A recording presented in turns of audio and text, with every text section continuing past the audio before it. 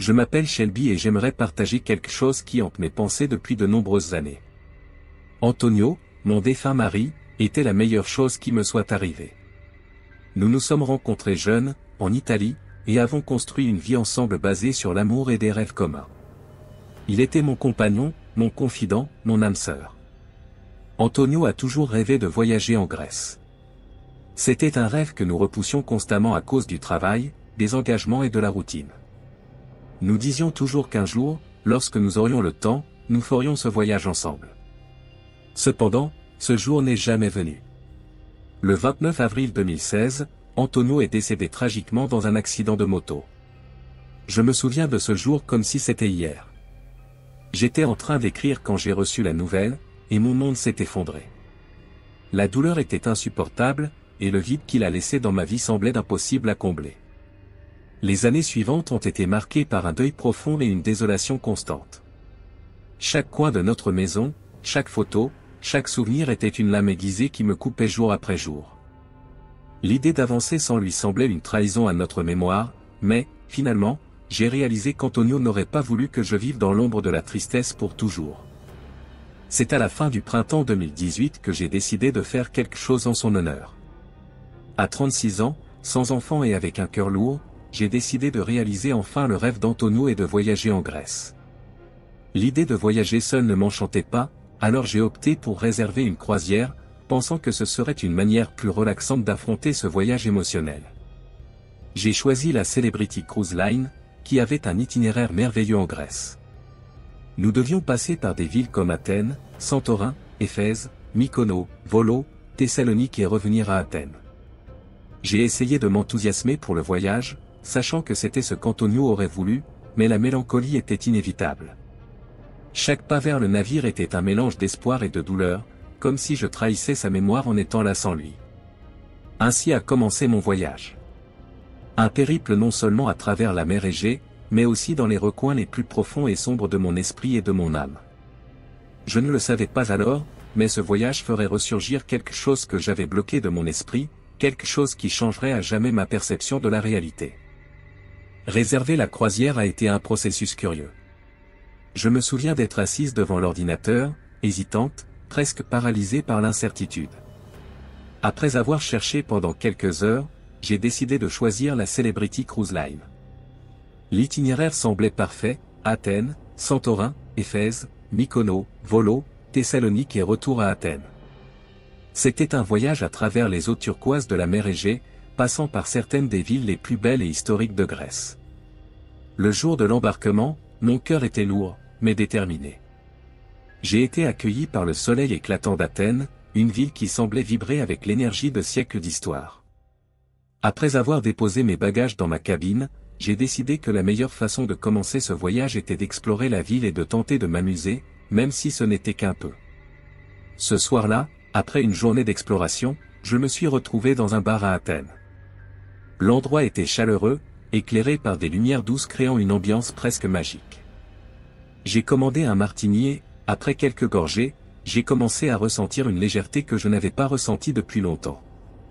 D'une certaine manière, je sentais que je rendais hommage à Antonio, célébrant la vie de manière qu'il aurait appréciée. J'en étais à mon 3e martini lorsque j'ai remarqué quelque chose d'étrange. De l'autre côté du bar, il y avait un homme qui semblait avoir la quarantaine. Il avait de longs cheveux bruns, une barbe en bataille, et ses yeux étaient fixés sur moi. Au début, j'ai essayé d'ignorer. Je pensais qu'il était peut-être juste curieux, ou qu'il me trouvait peut-être attirante.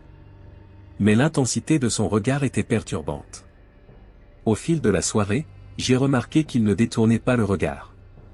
Il ne semblait pas vouloir flirter ou être amical, son regard était perçant, comme s'il essayait de lire mon âme. Une sensation de malaise m'a envahi. J'ai terminé rapidement mon dernier verre, payé l'addition et quitté le bar, ressentant un frisson dans le dos qui n'avait rien à voir avec la température de la nuit. En marchant vers le quai, le visage de cet homme ne quittait pas mon esprit. Il y avait quelque chose de profondément inquiétant dans son regard, quelque chose qui faisait battre mon cœur plus vite, non pas d'excitation, mais de peur. Je suis retourné sur le navire, essayant de me débarrasser de ce sentiment de terreur, mais je savais, au fond de moi, que quelque chose de bizarre venait de commencer. Après cette nuit perturbante à Athènes, j'ai essayé de me convaincre que ce n'était qu'une coïncidence, un malentendu causé par l'alcool et ma propre vulnérabilité. Cependant, la sensation d'être observé ne disparaissait pas complètement. Lorsque nous sommes arrivés à Éphèse, une ville remplie de ruines anciennes et d'histoire, je me suis forcé à profiter de la journée. J'ai passé des heures à explorer les ruines et à me perdre dans les histoires des civilisations passées. À mesure que l'après-midi avançait, j'ai trouvé un petit café confortable et j'ai décidé de m'y arrêter pour me reposer. En sirotant un café, j'ai ressenti de nouveau ce frisson familier. J'ai regardé autour de moi et, à ma grande horreur, il était là. L'homme du bar à Athènes. Il était de l'autre côté de la rue, appuyé contre un mur, me regardant fixement. Son regard était immuable, froid et pénétrant. Mon cœur a commencé à battre plus vite et une sensation de panique m'a envahi.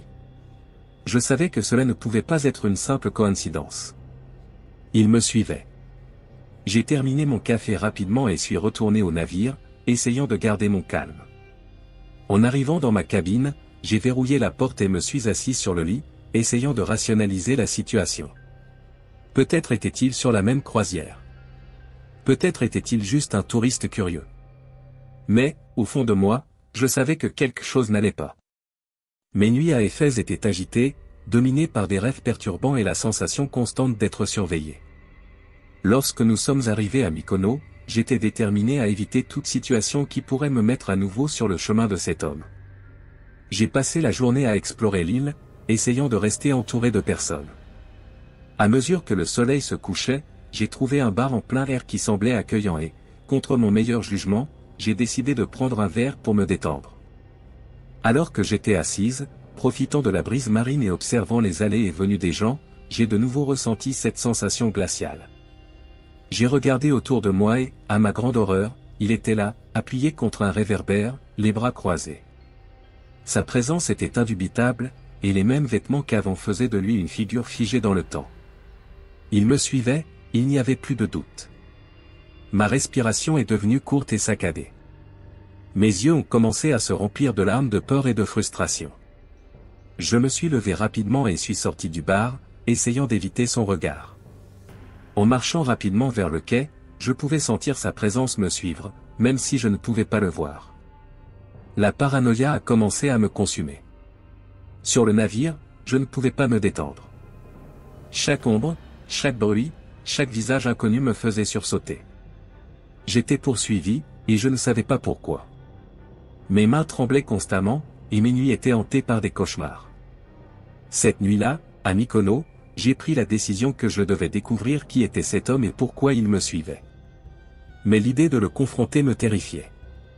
J'étais piégé dans un cauchemar sans fin, et chaque jour qui passait, la sensation de danger imminent grandissait en moi. Lorsque nous sommes arrivés à Thessalonique, je savais que je devais agir. À chaque ville que nous traversions, la présence de cet homme devenait plus insupportable. J'étais déterminé à mettre fin à cette poursuite et à obtenir des réponses. Ce matin-là, je suis descendu du navire avec une nouvelle résolution. Je sentais que je ne pourrais pas continuer à vivre avec autant de peur et de paranoïa. J'ai passé toute la journée avec les yeux attentifs, cherchant le moindre signe de cet homme. Chaque fois que je tournais un coin, j'espérais le voir là, m'observant. Et, finalement, il était là, au milieu d'une rue animée, immobile comme s'il m'attendait. Il était exactement comme avant, cheveux bruns longs, barbe en bataille, et ce regard perçant. Quelque chose en moi s'est brisé. Au lieu de me recroqueviller de peur, j'ai ressenti une vague d'adrénaline et de colère.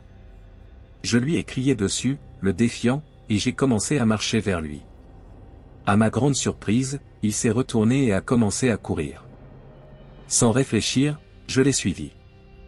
J'ai couru à travers les rues étroites de Thessalonique, sentant l'adrénaline pomper dans mes veines. Il tournait coin après coin, et je continuais derrière lui. Le son de mes pas résonnait dans les rues, mêlé au battement accéléré de mon cœur. Enfin, j'ai tourné un coin et, rien. Il avait disparu. Comme s'il s'était évaporé dans les airs. J'ai regardé autour de moi frénétiquement, cherchant le moindre signe de lui, mais il n'était tout simplement plus là. Je suis retourné au navire, me sentant vaincu. L'idée qu'il ait disparu si rapidement et sans laisser de traces amplifiait ma peur et ma paranoïa. Cette nuit-là, les cauchemars sont revenus en force. J'ai rêvé que j'étais poursuivi par des ombres sans visage, me réveillant plusieurs fois avec le cœur battant et en sueur froide. Lorsque nous sommes finalement revenus à Athènes et que je suis rentré chez moi, la sensation d'être poursuivi ne m'a pas quitté. Chaque bruit, chaque ombre, chaque visage inconnu me mettait en alerte maximale. Je regardais toujours par-dessus mon épaule, attendant de voir cet homme apparaître à nouveau. La paranoïa s'était enracinée profondément dans mon esprit, rendant impossible de me détendre. Les nuits étaient les pires. Les cauchemars ne cessaient de revenir, toujours le même rêve d'être suivi, de voir cet homme m'observer de loin. Je me sentais comme une prisonnière dans ma propre maison, hantée par une présence que je ne pouvais pas expliquer. Chaque jour qui passait, ma santé mentale semblait glisser un peu plus. Je savais que je devais trouver des réponses, mais je ne savais pas par où commencer. L'idée de vivre ainsi, toujours dans la peur, me terrifiait. Et la sensation qu'il pouvait être n'importe où, m'observant, attendant, me laissait au bord du désespoir. J'étais prise dans un cycle de peur et de paranoïa, et je ne voyais pas d'issue. Les jours à la maison étaient longs et sombres. La paranoïa ne me laissait pas en paix, et la seule manière de tenter de comprendre ce qui se passait était de chercher des réponses. J'ai décidé que je devais découvrir qui était cet homme qui me suivait et pourquoi il semblait apparaître dans toutes les villes que je visitais. Avec mon ordinateur portable sur les genoux, j'ai commencé à faire des recherches pendant des heures. J'ai fouillé les nouvelles, les rapports de police et même les forums de personnes disparues. Je ne savais pas exactement ce que je cherchais, mais quelque chose me disait que trouver cet homme était la clé pour comprendre ma situation. Après des heures de recherche infructueuses, je suis tombé sur quelques avis de personnes disparues. En parcourant page après page, un visage familier est apparu à l'écran. Il était là. L'homme qui me suivait. Son nom était Antonio, ce qui a fait arrêter mon cœur pendant un instant. C'était une coïncidence cruelle, mais ce qui m'a vraiment glacé de choc était le reste des informations. Il avait disparu il y a 2 ans et, plus perturbant encore, il avait été trouvé mort dans un accident de bateau au large de Parga, en Grèce. Et la date de sa mort confirmée ? Le 29 avril, le même jour où mon mari, Antonio, était décédé, mais 2 ans plus tard. Mon cœur s'est emballé et mes mains tremblaient en lisant les détails de l'affaire. La ressemblance physique, le nom, la date. Tout semblait être une blague cruelle du destin. La première chose que j'ai faite a été d'appeler la police et de signaler mes observations. L'opératrice a écouté attentivement mon histoire et m'a mise en attente pendant quelques minutes. Lorsqu'elle est revenue, elle m'a demandé si j'étais absolument certaine de ce que j'avais vu. J'ai dit que oui, avec toute la certitude que j'avais. Il y a eu une pause inconfortable avant que l'opératrice ne continue. Elle m'a informé que le dossier de cet homme avait été clos il y a un peu plus d'1 mois, après que son corps ait été retrouvé. La coïncidence des dates était trop troublante pour être ignorée. J'ai raccroché le téléphone en tremblant littéralement. La sensation de terreur m'envahissait d'une manière que je n'avais jamais ressentie auparavant. Mon esprit tournait dans 1000 directions, essayant de trouver une logique dans ce qui semblait être un cauchemar vivant. J'ai commencé à me sentir étourdi, comme si le sol bougeait sous mes pieds. Je remettais en question ma santé mentale. Est-ce que j'imaginais tout ça ? Est-ce que j'inventais un poursuivant à cause de mon deuil ? Cela n'avait aucun sens. J'avais vu cet homme, plusieurs fois, et il semblait aussi réel que n'importe quelle personne autour de moi. Une autre vague de réalisation m'a frappé comme un coup de poing. La seule ville où je ne l'avais pas vu était Éphèse, qui se trouve en réalité en Turquie, et non en Grèce. Toutes mes rencontres avec lui avaient eu lieu sur le sol grec. Quelque chose de surnaturel se passait, quelque chose qui défiait toute explication logique. Mes nuits continuaient d'être hantées par des cauchemars et des visions de cet homme. L'idée qu'il puisse être une sorte de fantôme ou une manifestation de mon deuil me poursuivait sans relâche. Ma nièce Maria s'est mariée à Athènes l'été dernier, et je n'ai pas eu le choix de ne pas y assister. J'ai essayé de me préparer mentalement, mais, comme un horloge, il était là de nouveau. Au même endroit, avec les mêmes vêtements, la tête inclinée dans ma direction. Pour être complètement honnête, il y avait tellement de gens ivres là-bas que j'aurais pu imaginer tout cela. Mais, au fond de moi, je savais que ce n'était pas seulement mon esprit qui me jouait des tours. Quelque chose ou quelqu'un me suivait, lié d'une manière ou d'une autre à mon défunt mari Antonio et cet autre Antonio, le disparu. J'ai juré de ne plus jamais mettre les pieds en Grèce. Quelque chose dans cet endroit semblait faire surgir les terreurs les plus profondes et inexplicables que j'avais jamais expérimentées. La sensation d'être poursuivi, d'être toujours sous surveillance, était insupportable. J'avais besoin de m'éloigner de tout cela, avant que ma santé mentale ne se brise complètement. Signaler mes observations à la police a été une expérience surréaliste.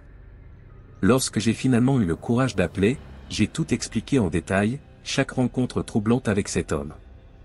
La réaction de l'opératrice, bien que professionnelle, n'a pas réussi à dissimuler l'incrédulité dans sa voix. Elle m'a informé que cet homme était mort et que le dossier était clos.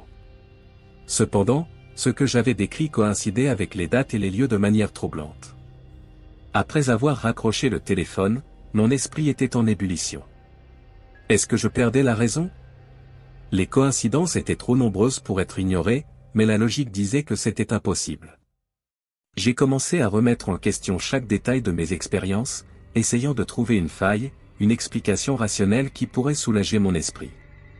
Pendant des semaines, je n'ai pas pu m'empêcher de penser à ce qui pourrait se passer. Était-ce simplement mon esprit, encore en deuil d'Antonio, qui créait ces visions? Ou y avait-il quelque chose de plus sinistre, quelque chose de paranormal, qui défiait toute explication rationnelle? Chaque fois que je revivais ces rencontres, la sensation de peur et de paranoïa grandissait en moi. La confirmation de la mort de cet homme n'a pas apporté le soulagement que j'espérais. Au contraire, cela a intensifié mes craintes. Comment quelqu'un de mort pouvait-il apparaître à répétition dans ma vie? Et pourquoi avait-il la même apparence, les mêmes vêtements, la même aura d'inquiétude? Ces questions me hantaient jour et nuit. Lorsque ma nièce Maria a annoncé son mariage à Athènes, j'ai su que je ne pourrais pas échapper cette fois-ci. L'idée de retourner en Grèce me remplissait de terreur, mais je ne pouvais pas manquer un événement si important. À contre-ségur, je me suis préparé pour le voyage, essayant de me convaincre que tout était dans ma tête. Mais, comme un horloge macabre, il était là de nouveau. Pendant la réception, parmi la foule de visages heureux et ivres, je l'ai aperçu. Il était exactement comme avant, debout dans un coin, la tête légèrement inclinée dans ma direction. Mon cœur s'est emballé, et j'ai ressenti une vague de froid parcourir ma colonne vertébrale. Cela a été la goutte d'eau. J'ai décidé de ne plus jamais retourner en Grèce. Il y avait quelque chose dans cette terre qui semblait évoquer les hantises les plus profondes et inexplicables de mon esprit. Que ce soit un fantôme, une manifestation de mon deuil ou quelque chose d'encore plus obscur, je ne savais pas. Mais je savais que je ne pouvais pas continuer à affronter cela. Je suis rentré chez moi avec une décision ferme. J'éviterai la Grèce pour toujours. Même si cela signifiait ne plus jamais voir certains des endroits les plus beaux du monde, ma santé mentale et ma tranquillité d'esprit étaient plus importantes. J'avais besoin de distance de ce cauchemar, de la sensation constante d'être poursuivi par quelque chose que je ne comprenais pas. La peur et la paranoïa sont toujours avec moi, mais au moins, maintenant, je sais où ne pas aller. Chaque jour est une lutte pour trouver un semblant de normalité, pour ne pas laisser les ombres du passé et les visions troublantes dominer ma vie. J'apprends à vivre avec les questions sans réponse, à accepter que certaines choses ne feront peut-être jamais sens. Et ainsi, je continue ma quête, essayant de trouver la paix dans un monde qui, parfois, semble être plein de fantômes.